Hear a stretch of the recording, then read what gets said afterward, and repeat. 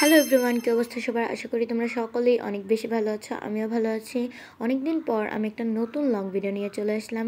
আর এতদিন আমার এক্সাম ছিল, আর এক্সাম মানেই প্যারা, আর এই প্যারার টেনশনে আমি একবারে অসুস্থই হয়ে গেছিলাম। যাই হোক, সকাল সকাল ঘুম থেকে উঠে দেখি আকাশটা অনেক পরিষ্কার। এর কিছুক্ষণ পরেই আবার মেঘ করে আসে।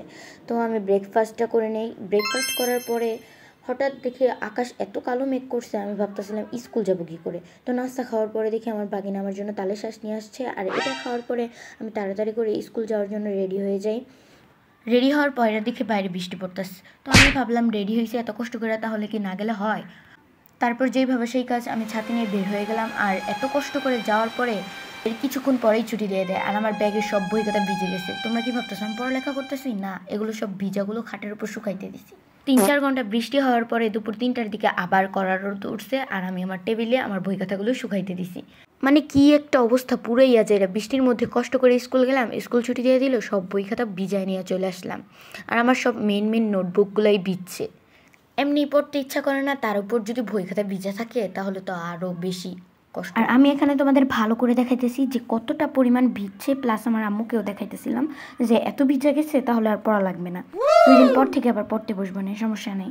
আর খাতা দেখতে দেখতে হঠাৎই দেখি আমার ক্যালকুলেটর থুকু আমার iPhone 20 Pro Max-টা পড়ে আছে। আর এটার মধ্যে আমি আগে একটা স্কেচ করে রাখছিলাম।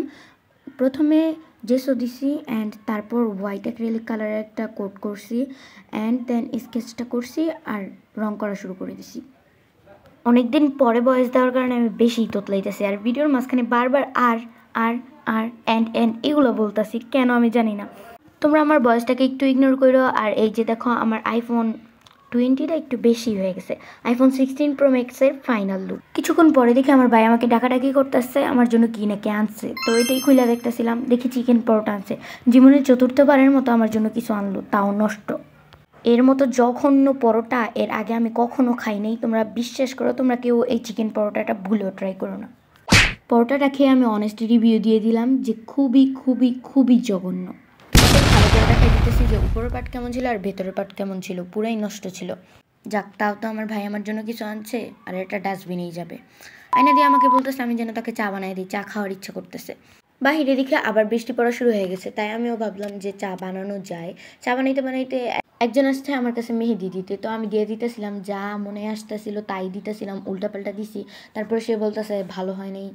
তোমরাই দেখে বলো মেহেদিটা কি এতই খারাপ হয়েছে? আর আমি নিজেই বলি যে আমি এত ভালো মেহেদি দিতে পারি না, অনেক দিন পরে দেই। লাস্টে ঈদের আগের দিন মানে চাঁদ রাতের দিন দিয়ে দিছিলাম। এরপর রাতের দিকে দেখে আমার বড় বোন গ্রিল নিয়ে আসছে। খাওয়ার পর আমার ভাগিনা আমার সাথে ফাইজলামি করতেছিল, যখন দেখছি আমি ভিডিও করতেছি তখন আরও বেশি করে। তোমরা জাস্ট দেখো।